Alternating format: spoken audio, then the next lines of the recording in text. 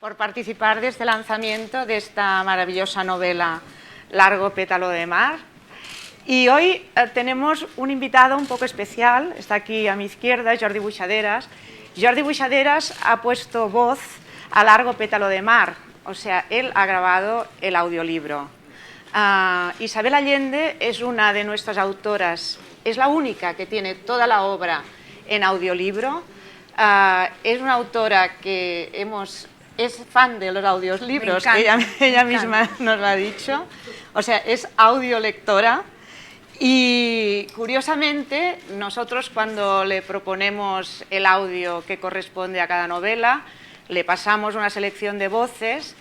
La mayoría de las voces de sus novelas son voces latinoamericanas y no sé, porque le impresionó la voz de Jordi, ella escogió a Jordi Buixaderas como lector de su nuevo pero también porque el libro es muy español. Sí, o sea, sí. Tener un libro sobre los refugiados españoles con una señora latinoamericana hablando no habría quedado bien.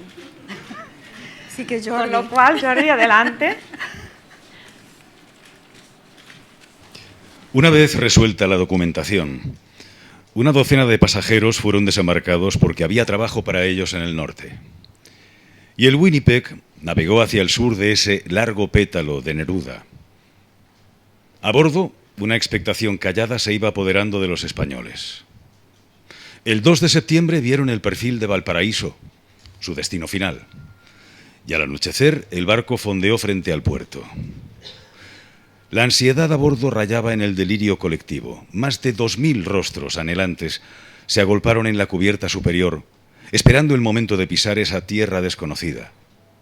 Pero las autoridades portuarias decidieron que el desembarco se haría al día siguiente con luz de amanecida y en calma.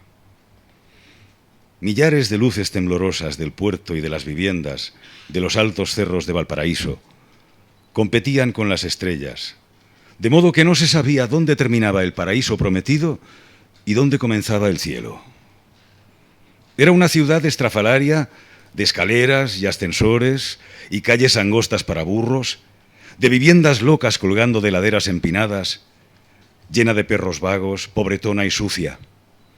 Una ciudad de comerciantes, marineros y vicios, como casi todos los puertos, pero maravillosa. Desde el barco brillaba como una ciudad mítica salpicada de diamantes. Nadie se acostó esa noche. Se quedaron en la cubierta admirando aquel espectáculo mágico y contando las horas.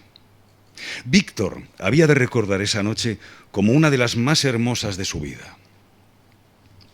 Por la mañana el Winnipeg atracó por fin en Chile, con un gigantesco retrato del presidente Pedro Aguirre Cerda pintado en un lienzo y una bandera chilena colgados a un costado. Nadie a bordo esperaba la acogida que recibieron. Tanto les habían advertido de la campaña de desprestigio de la derecha, de la oposición cerrada de la Iglesia Católica y de la proverbial sobriedad de los chilenos, que en los primeros momentos no comprendieron qué sucedía en el puerto. La multitud, apiñada detrás de cordones de contención, con pancartas y banderas de España, de la República, de Euskadi y de Cataluña, los vitoreaba en un solo clamor ronco de bienvenida. Una banda musical tocaba los himnos de Chile y de la España republicana, así como la internacional, coreados por cientos de voces. La canción nacional de Chile resumía en pocas líneas, algo sentimentales, el espíritu hospitalario y la vocación de libertad del país que los recibía. Dulce patria, recibe los votos con que Chile en tus aras juró, que o la tumba serás de los libres o el asilo contra la opresión. En la cubierta, los rudos combatientes que tantas pruebas brutales habían sufrido, lloraban. A las 9 comenzó el desembarco en fila india por una pasarela. Abajo, cada refugiado pasó primero frente a una tienda de sanidad para ser vacunado y después cayó en brazos de Chile, como lo expresaría años más tarde Víctor Dalmau, cuando pudo darle las gracias personalmente a Pablo Neruda. Aquel 3 de septiembre de 1939, el día esplendoroso de la llegada a Chile de los desterrados españoles, estalló la Segunda Guerra Mundial en Europa.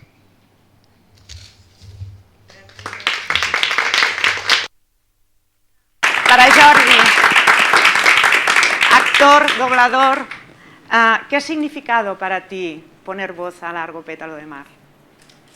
Bueno, pues como sabéis, en Barcelona, bueno, y en España, pero en Barcelona especialmente porque el libro narra el exilio republicano por los Pirineos, pues tenemos esos episodios todavía muy recientes en las familias y fue un poco el revivirlo, ¿no? El libro está documentadísimo y es muy exacto en cuanto a eso.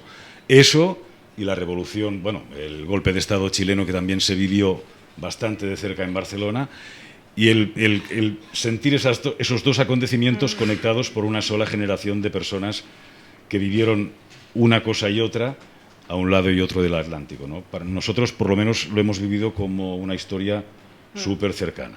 Muy bien, pues muchas gracias, Jordi. Gracias, Jordi.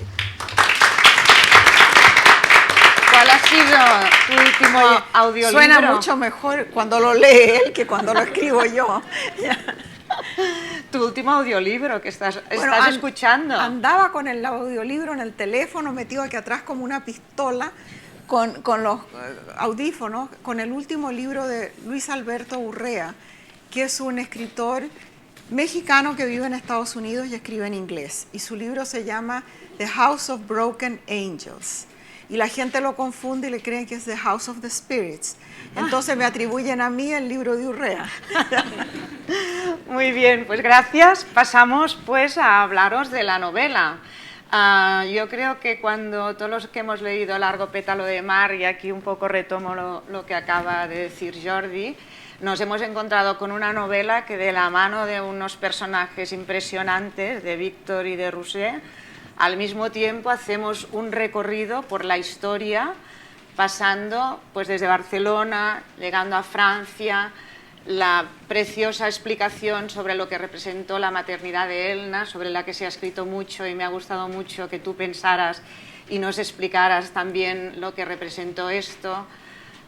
El Winnipeg, que aquí para muchos desconocidos, hoy lo hablábamos y en cambio se está empezando un poco a mover el tema y se está preparando una exposición en Barcelona que sea una exposición itinerante. Y después de estos dos personajes tan impactantes y tan potentes, cuando yo vi que teníamos un personaje principal que era médico, pensé, bueno, esto siempre nos gusta a los lectores, pero cuando vi que Roser era pianista, digo, bueno, esto todavía nos gusta más. O sea, estamos frente a una pareja que es realmente impresionante, unos grandes profesionales, y con ellos recorreremos pues mucha historia y muchos años, y viajaremos a Chile, viajaremos a París, viajaremos a Venezuela en algún momento. ¿A París? No aparece París en ninguna parte. Sí, cuando vamos a ver a Neruda. Ah. Sí, y entonces también aparecen unas pinceladas de personajes como Pablo Neruda, Salvador Allende, que jugaron un papel importante. Incluso me hace mucha gracia que ha aparecido la Pasionaria, porque en aquel momento fue una mujer que destacaba mucho en el tema político en España. Y poca cosa más, porque me gusta que tú cuentes la historia, porque para mí es una historia de amor, de amistad, de complicidad. Hay tantas cosas, hay dolor, hay exilio mucho, que esto, claro, bueno, siempre hablamos del tema de las raíces, pero hay una historia preciosa. Y bueno, una historia que realmente tuve poco que inventarle, porque yo me enteré del Winnipeg cuando era chica y vivía en la casa de mi abuelo. El Winnipeg llegó a Chile antes de que yo naciera, pero ya había en mi casa toda una referencia, porque había algunos de esos republicanos que llegaron, eran amigos de la familia, así que visitaban la casa y así de chica más o menos oí la historia. Después volví a oírla cuando tenía como 18 años y trabajaba de secretaria en las Naciones Unidas, y mi jefe era Carmelo Soria, que fue uno de esos republicanos que después lo mató la dictadura, como todos ustedes saben, de manera horrorosa. Y finalmente, cuando yo misma estaba viviendo en exilio en Venezuela, conocí a Víctor Pey, que fue otro de estos navegantes del Winnipeg. Y Víctor me contó su vida, y ahí fue cuando realmente pude visualizar esa odisea, esa epopeya de la salida de España, el cruce a Francia, los Pirineos, la llegada a Chile. Y todo esto con todas estas fuerzas que se movían en ese momento en el mundo, que era al comienzo, se estaba ya gestando la Segunda Guerra Mundial, como que estalló un mes más tarde. Todo eso fue un regalo, verdaderamente, porque ya toda la historia estaba hecha. Yo lo que tenía que hacer era coger los pedazos y más o menos armarlo, pero no había más que hacer, documentarse.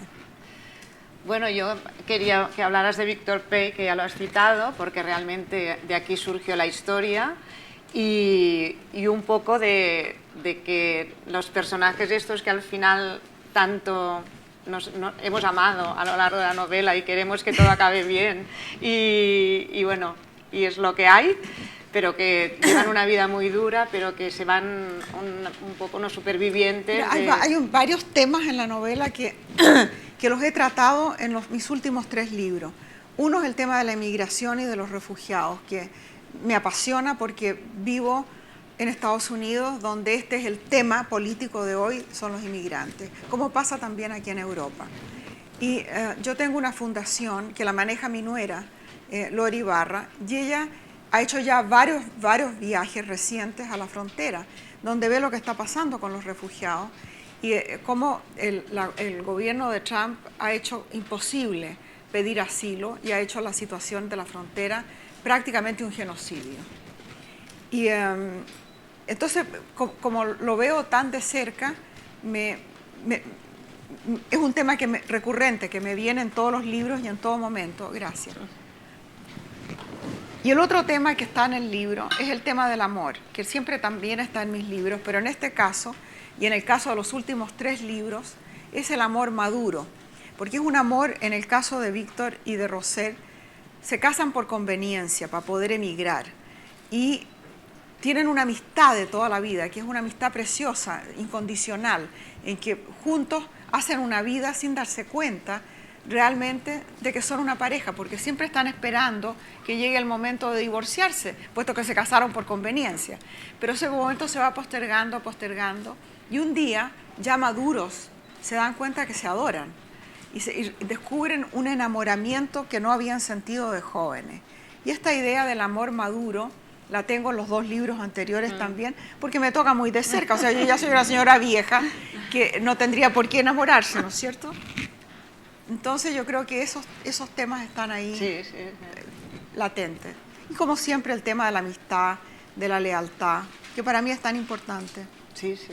Bueno, y de la ayuda, la complicidad, la gente que va apareciendo a lo largo de la novela y que siempre echa una mano, ¿no? O sea, hay una serie de personajes que son más secundarios, pero que son muy importantes para levantar el ánimo en un momento dado, para ayudar, para socorrer. Hay personajes que no hay que inventarlos. En el libro, cuando llega el Winnipeg a Chile, primero para en Antofagasta, que es el primer puerto donde para, y ahí lo recibe dos funcionarios públicos, que son uno de inmigración y el otro del Ministerio de Relaciones Exteriores, para darles una visa, un papel para que puedan entrar a Chile. Y mandan a esa misión al más junior, al menos importante de todos los funcionarios del Ministerio de Relaciones, que resulta que era mi padrastro. Muchos años después fue mi padrastro. Y en aquel momento, el tío Ramón, como le decimos, era un jovencito, el último suche del ministerio, y llegó de mala gana, primero que nada porque pertenecía a esa clase social y a ese catolicismo que se oponía a la inmigración. Y entonces llega ya al Winnipeg, lo suben en un bote, lo llevan hasta el barco con el otro señor y lo meten en una cabina chica donde tenía que timbrar los pasaportes, y va conociendo a los pasajeros del Winnipeg uno por uno. Y a medida que los conoce, le cambia completamente la idea que él tenía de quién era esta gente y de a qué venía. Y cambió completamente su manera de pensar al conocerlos uno por uno, saber sus nombres. Y la otra cosa es que el pasaporte que les dieron decía dónde tenían que situarse en el país, de acuerdo a su oficio. Por ejemplo, los pescadores iban al sur, los mineros iban al norte, y así cada uno según su oficio tenía una provincia donde se iba a establecer, que decía en el pasaporte.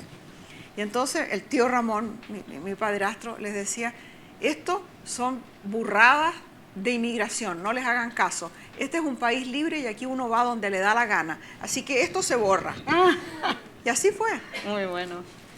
Bueno, si os parece, sois muchos, abrimos el turno de preguntas y os iremos dando la palabra si levantáis la mano, por favor.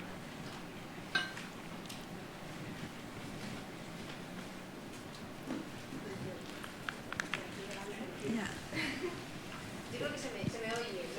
Sí. O te repetimos si es necesario. Bueno, Isabel, primero de todo, antes de mis preguntas, decirte que yo soy muy fan tuya. Gracias. Soy una gran lectora tuya, he crecido leyéndote y escribo muy inspirada en ti. Gracias. Sois mis dos pilares. Gracias. Y para mí es un orgullo estar aquí hablando contigo. Y Nicolás además me dijo que viniera, así que estoy muy contenta. Yo he leído el libro entero, yo creo que se me oye igual. He leído el libro entero y me encanta. Es verdad que en las primeras páginas veo mucha historia, tú siempre hablas de historia y la conjugas muy bien con tu narrativa y entonces nos hace vivir la historia real a través de unos personajes que nos van calando. Veo lo mismo en este libro, sobre todo al llegar al final, pero creo que ha tenido también que ser complicado el narrar una historia con tantos hechos históricos que pasan en tantísimo tiempo combinados en un libro en realidad tan ligerito, porque son 300 y pico páginas, no llega a 400. ¿Te parece poco 350? Para tantos años me parece increíble la capacidad de resumen y de resumen tan completo, porque no, lo vivo todo en realidad, no me falta nada. ¿Cómo se llega a conseguir algo así y además seguir metiendo tu narrativa y sus capítulos? Ese es el desafío más grande cuando uno escribe una novela histórica, que no se note la documentación. Porque uno investiga mucho, ¿ves? Yo tenía películas, libros de historia, documentos de toda clase, mapas militares, toda clase de cosas para poder escribir el libro. Ese es el fundamento. Y tratar de que eso no se note, de que lo que importe sea la historia de los personajes y lo demás se va deslizando así disimuladamente. Eso es lo más difícil. Pues lo consigues. Ya. Muchas gracias. Allá. Allí.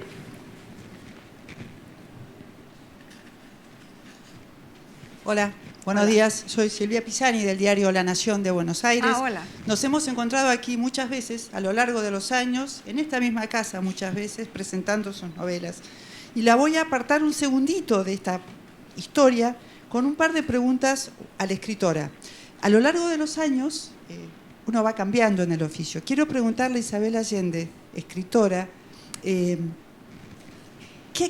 cambió en su oficio de la escritora de La Casa de los Espíritus? 30 años después, en el oficio, ¿qué es diferente en Isabel Allende? Y si puede matizar en eso, yo sé que usted tiene sus ritos para escribir, si ha desarrollado la capacidad o el olfato para saber, antes de entregar un libro, esto va a enamorar, esto va a encantar, esto va a ser sensacional, o si a veces no está tan segura. ¿Cuál era lo primero? No, lo que ha cambiado en estos Lo 30, desde que Casa de los lo que ha Espíritus. cambiado es sentirme más segura. Cada libro es un desafío, porque cada libro tiene su manera de ser contada, tiene su ritmo, sus propios desafíos. Hay que inventarlo todo cada vez. Pero antes yo pensaba que el libro me caía encima como un regalo del cielo y que ese iba a ser el último libro que no era mío. Ahora sé que si trabajo lo suficiente voy a ser capaz de escribir cualquier cosa. Bueno, no sobre fútbol, pero de temas normales, digamos. Puedo escribir sobre casi cualquier cosa, porque ya tengo el oficio y eso no lo tenía al principio. Pero fuera de eso, y del hecho que ahora trabajo con una computadora, todo lo demás es lo mismo. El esfuerzo y el trabajo de crear la historia, la pasión, la inspiración, el no poder dormir porque uno los tiene adentro de la cabeza, eso es igual, lo mismo. Ahora, ¿por qué elige uno un tema determinado? No sé por qué lo hará otra gente, pero en el caso mío es una semilla o algo que ha estado adentro de mí por mucho tiempo. O es una emoción muy fuerte que necesito entenderla, analizarla, más bien aceptarla muchas veces, como me sucedió, por ejemplo, con el libro de Paula, que se muere mi hija y un mes más tarde yo estaba escribiendo el libro, porque necesitaba entender qué diablos había pasado y aceptarlo. Y me ayudó, el libro me ayudó mucho. Pero a veces son temas que están conmigo por un largo tiempo. Escribir ahora sobre refugiados porque los tengo tan presente el tema, no podría escribir de otra cosa. Y si sea acaso el libro va a ser un éxito o no, nadie puede decir eso, nadie. Ni el editor, ni el escritor, ni un adivino, porque yo de vez en cuando me da por consultar a algún psíquico a ver cómo me va a ir, y me dicen siempre lo contrario de lo que va a pasar. Así que ni el astrólogo ni el psíquico tampoco funcionan. No se sabe. ¿Por qué se publican miles de libros al año y solo algunos pescan? Porque nadie sabe cuál va a ser el que pega, ¿no es cierto? Sí. Es un milagro, una cosa rarísima. A veces es la oportunidad, el que una cosa se publica en un momento determinado. Cuando escribí La Casa de los Espíritus, creo que ese libro no habría tenido ni la mitad del éxito que tuvo si se hubiera publicado en otro momento. Pero era el boom latinoamericano de la literatura latinoamericana. Era Chile, que estaba en boca de todo el mundo. Era Salvador Allende, yo me llamo Allende, o sea, el apellido resonaba. Era un libro escrito por una mujer en un boom masculino. Todas esas cosas funcionaron para que el libro tuviera más resonancia o más éxito del que se hubiera podido esperar. La única persona que creyó que ese libro iba a tener algún éxito fue Carmen Balcells. Sí. Ay, por allí, por favor. Hola, buenos días. Ha citado a Donald Trump, que sería la antítesis de la generosidad con el refugiado. Ha dicho que ha convertido la frontera de Estados Unidos en un genocidio. A mí me gustaría saber si, en su opinión, México y países como Chile fueron muy generosos con los emigrantes españoles y con los emigrantes europeos en un momento muy complicado. España y Europa no está a la altura ahora, no somos demasiado generosos con la inmigración hoy, ¿verdad? Mira, rara vez la inmigración es bien recibida, muy rara vez. En Estados Unidos, que es un país hecho de inmigrantes, cada oleada de inmigrantes es mal recibida por los que llegaron antes. El síndrome del ascensor, que uno lucha por meterse al ascensor y una vez que se mete no quiere que entre nadie más para que no se vaya a trancar el ascensor.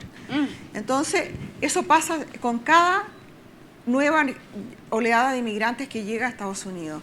Los que recibieron peor recibimiento fueron los chinos y ahora los latinoamericanos, porque nos vemos diferentes, somos fácilmente identificables. Y este sentimiento anti-inmigrante que hay ahora en el mundo, porque no es solamente en Estados Unidos, tampoco es nuevo, ha existido siempre. Siempre hay una parte de la población que se siente amenazada con el cambio, amenazada con cualquier cosa que signifique adaptarse, que signifique el desafío de tener que oír y escuchar a otra persona, ver cómo es otra gente. Yo creo que el problema se va a agravar mucho con el cambio climático, cuando empiece a haber refugiados del clima, gente que escapa de las inundaciones, de la sequía, del hambre, en todas partes. Ahí vamos a ver realmente cómo el mundo va a resolver este problema, porque no va a desaparecer.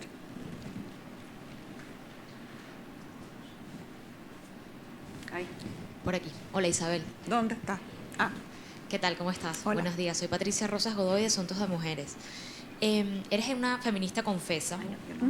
Hace poco dijiste que pensabas que te ibas a morir antes de ver el final del patriarcado. ¿En qué momento crees que está el feminismo ahora en el mundo? Y luego quería preguntarte, esta historia, como bien dices, la historia de Largo Pétalo de Mar, te ha acompañado toda tu vida porque son tus referencias familiares. Pudiste haberla sacado antes del baúl y contarla desde otra perspectiva. ¿Por qué ahora? ¿Crees que las historias te buscan o tú buscas las historias? Bueno, la primera pregunta sobre el feminismo, creo que ha habido un resurgimiento. Hubo un tiempo en que parecía que la gente joven no estaba interesada en esto. No era sexy ser feminista. Bueno, nunca fue sexy, la verdad. Pero había como un rechazo de las muchachas jóvenes de confesarse feministas. Y ahora eso está pasando. Hay un resurgimiento de esta lucha que no ha terminado y que falta muchísimo por hacer. Y respecto a por qué escribo ahora esto, no sé. Es porque, como decía antes, las cosas a veces necesitan un largo tiempo para germinar, para madurar adentro de mí antes de poder escribirla. Y creo que sin este problema tan contingente de los refugiados en este momento, tal vez nunca lo habría escrito. Pero como lo tengo siempre resonando en la cabeza y en la vida y en la fundación, no podía dejar de escribirlo. Antes tal vez no era tan urgente como ahora. Hola Isabel. Hola. Dices que si uno vive lo suficiente, todos los círculos llegan a cerrarse. ¿En tu vida crees que hay muchos más círculos? ¿Tienes algún sueño importante que crees que todavía tiene que cerrarse? No sé lo que me depara el futuro, pero cuando yo miro mi larga vida, veo que los círculos se han cerrado, muchos de ellos, que empieza una cosa y hay un largo periplo, un viaje que parece que no tiene dirección y de repente te encuentras en el punto de partida. Y parece que uno entiende las cosas al verlas con esa distancia del tiempo porque las ve completas. Yo creo que la muerte de mi madre reciente y la muerte de mi padrastro que adoré, el tío Ramón, cerró un círculo para mí emocional, personal, muy importante. Creo que siempre fui hija y siempre fui joven hasta que ellos murieron. Y ahora soy la más vieja del equipo, la más vieja de la familia. Y es otro círculo que empieza o que no sé cómo va a terminar.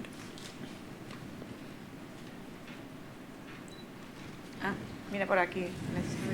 Hola. Me gustaría saber si se ha planteado alguna vez escribir sobre el Chile de hoy o el Chile post-dictadura. Un Chile que lucha denodadamente por perder la memoria. Y esto me trae a colación a propósito de que en Madrid hay una obra de teatro llamada Shock, no sé si tienen una idea, que está basada en un libro de Naomi Klein y que toca directamente el tema de Chile, más que nada el tema de Chile y el tema de Argentina y el capitalismo relacionado con las teorías de Milton Friedman del neoliberalismo aplicado justamente en Chile durante la dictadura. Bueno, y básicamente en relación con o sea, ¿por qué cree que el país ha perdido la memoria y no quiere recordar el pasado, sobre todo en relación con las víctimas, víctimas de la dictadura? Gracias. Hay siempre la tendencia, no solamente aquí en Chile, en todas partes, a olvidar el pasado. Y por eso la historia tiene una función. Y a veces la historia dentro de la ficción alcanza a más gente que en el libro de historia. Y ahora hay en Chile, yo creo que en Chile no queda nadie que pueda ignorar lo que sucedió. Hay todavía una parte de la población que lo justifica y que dice, bueno, esto era mejor que una dictadura comunista o esto era mejor que cualquier idea que ellos tenían de lo que podía suceder.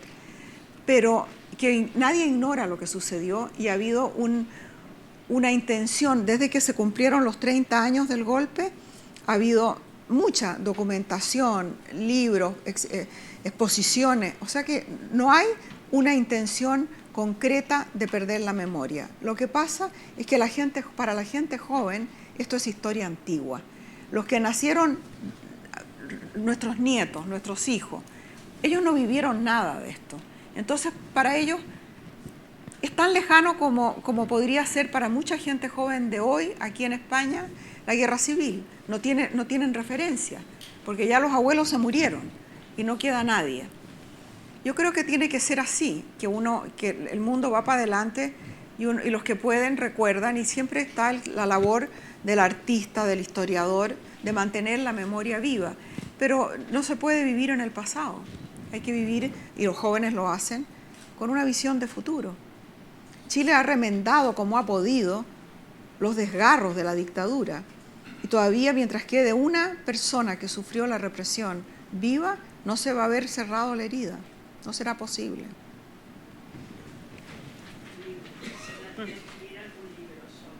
Yo he escrito mucho sobre la dictadura y he escrito mucho sobre la postdictadura también, desde La Casa de los Espíritus, de Amor y de Sombra, en Paula, en La Suma de los Días, en Mi País Inventado, en este libro. Está repetida. Es muy difícil volver a contar la historia para mí sin repetirme yo misma, tratando de agarrarle otro ángulo, porque ese fue el evento tal vez que determinó mi vida absolutamente. Yo no habría salido nunca de Chile si no es por el golpe militar.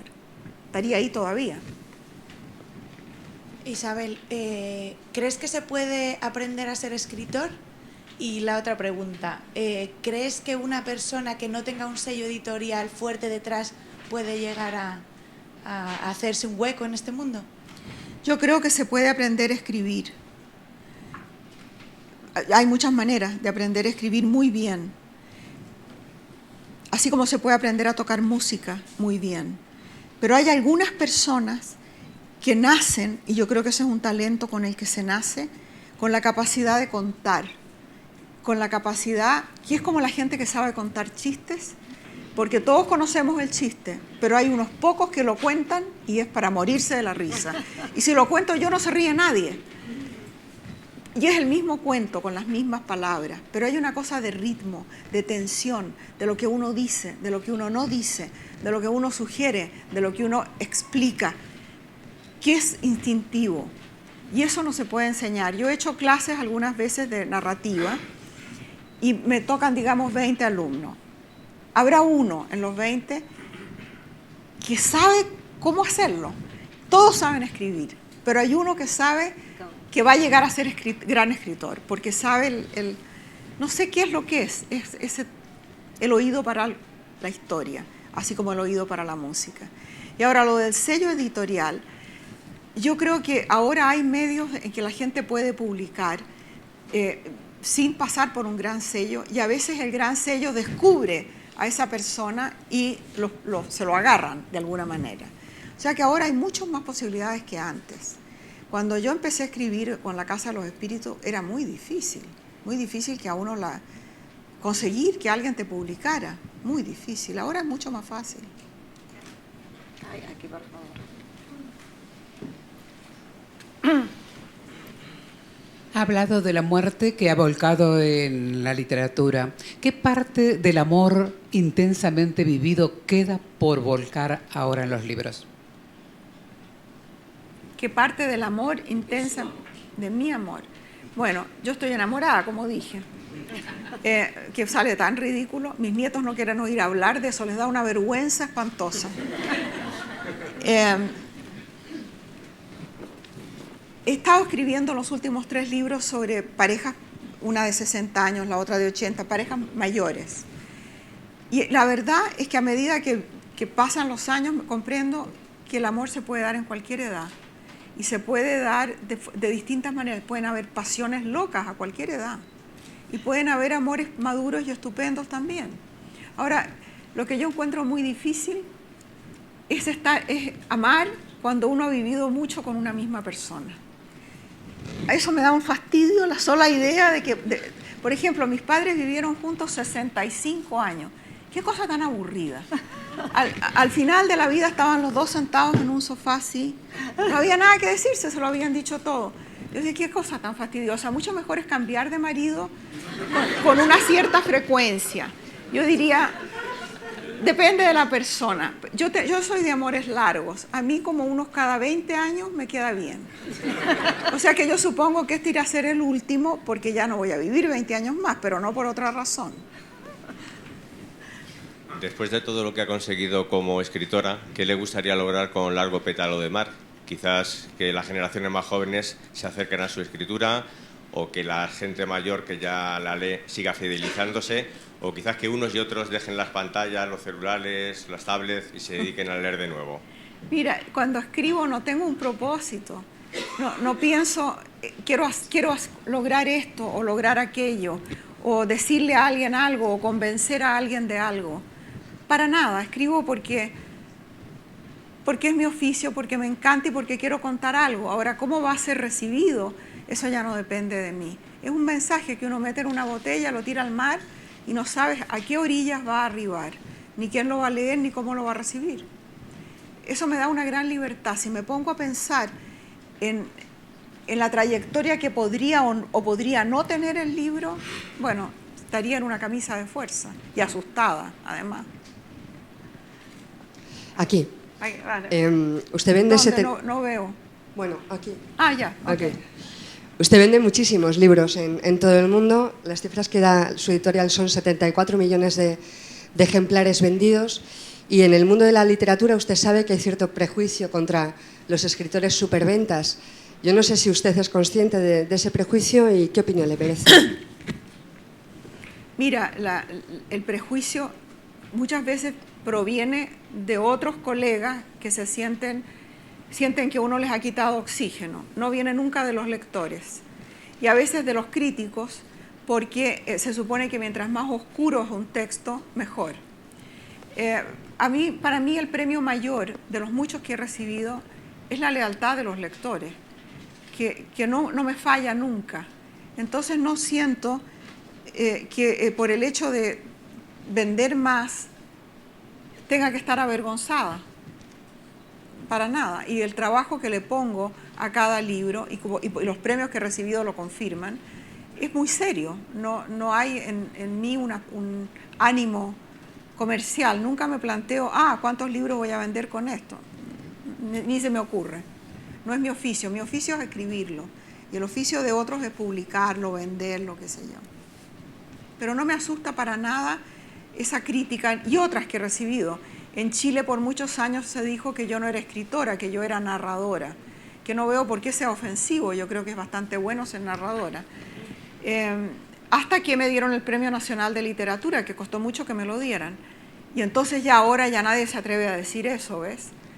Pero las cosas van cambiando y cuesta mucho hacerse de un espacio en un país chico, donde hay lo que en Chile llamamos chaqueteo, que cuando cualquiera va surgiendo un poquito, lo agarran de la chaqueta y lo tiran para abajo. En Chile hay chaqueteo para todo menos para los futbolistas. Sí, no tendría yo por qué ser una excepción. ¿Hay alguna pregunta más? Tú, mírame, Leticia. Hola. Voy a hacerte dos preguntas rápidas. Una, ¿vas a volver a escribir novela Póntelo juvenil? más cerca porque no se te oye. ¿Me oyes ahora? ¿Vas a volver a escribir novela juvenil? No. No, nada, bien.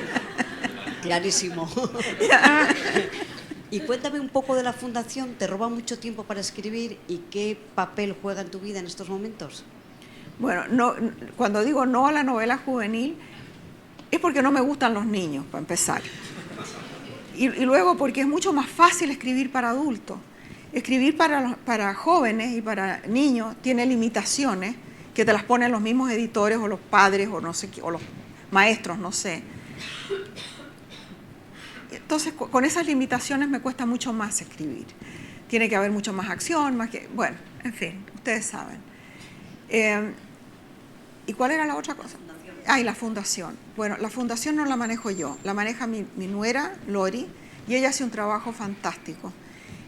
Yo lo único que tengo que hacer es aprobar lo que ella hace, porque nunca he dejado de aprobarlo. Ella está en el terreno, viendo lo que está pasando, supervisando cada una de las donaciones que nosotros damos. Seguimos muy de cerca el trabajo que hace cada persona en el campo en que está trabajando. Y la fundación ayuda a mujeres y a niñas en programas que ya existen. No inventamos nada nuevo nosotros, en temas que tengan que ver ahora con derechos reproductivos, porque en los Estados Unidos están cerrando todas las clínicas de Planned Parenthood y de qué sé yo, de los derechos reproductivos. Están tratando de eliminar el aborto también en Estados Unidos. Y trabajamos mucho con refugiados y tratando de proteger a mujeres contra la violencia y la explotación. Y para eso muchas veces es necesario tratar de darles una cierta independencia económica, porque si una mujer no puede mantenerse sola y no puede mantener a sus hijos, es víctima de explotación. Eso es lo que hacemos. Y mira, si quieres saber más de eso, si pones mi nombre en la internet, lo primero que sale es la fundación. Y ahí verás todos los programas que mantenemos. Quedan 2 preguntas más. Hola. Una pregunta sobre la actualidad política. Si la preocupa el ascenso de la extrema derecha en Europa a las elecciones de ayer. Bueno, claro que me preocupa porque esta ola de nacionalismo, populismo, extrema derecha está afectando a Europa, pero también a Estados Unidos. Y yo creo que es muy peligroso. He estado leyendo mucho sobre los comienzos de la Segunda Guerra Mundial y se ven síntomas muy similares del surgimiento de personajes como fue Hitler y otros, Mussolini, Hitler, Franco y tantos otros, que se ven surgir hoy y se ve un resurgimiento de esos mismos síntomas de encontrar, en aquella época podrían haber sido los judíos, hoy día son los inmigrantes que vienen de otras partes. Ese sentimiento de cerrar fronteras, de cerrarse, en vez de unirse, en vez de buscar la paz, cada vez se van buscando estos grupos más pequeños y más excluyentes.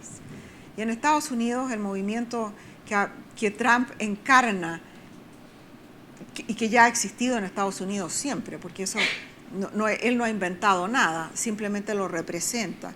Pero el hecho de que haya salido elegido presidente, aunque no fuera con una mayoría, indica cuál es la tendencia del país, que es un país potencialmente muy fascista. Y solamente sus sólidas instituciones democráticas lo han mantenido como la democracia ejemplar que fue por muchos años. ¿Alguna pregunta? Si no, cerramos, Leticia. Me ha gustado que pudieras, que le hagáis hecho una pregunta sobre la última. Pero hago un paréntesis, que me ha gustado mucho que pudieras explicar realmente el trabajo de la Fundación. Porque la Fundación es la Fundación, pero que hayas podido... Mira, la mayoría de los escritores tienen fundaciones para proteger su obra. Hay que verle la cara a eso, a la vanidad de eso. No. La idea de la fundación nació con Paula. Cuando Paula murió, yo quise hacer algo que fuera como un homenaje a lo que ella hacía en vida.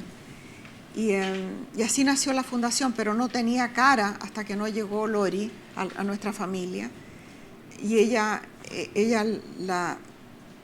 le dio una misión clara y la organizó. Y hoy día tiene objetivos muy claros y funciona maravillosamente. Pues vamos a la última pregunta.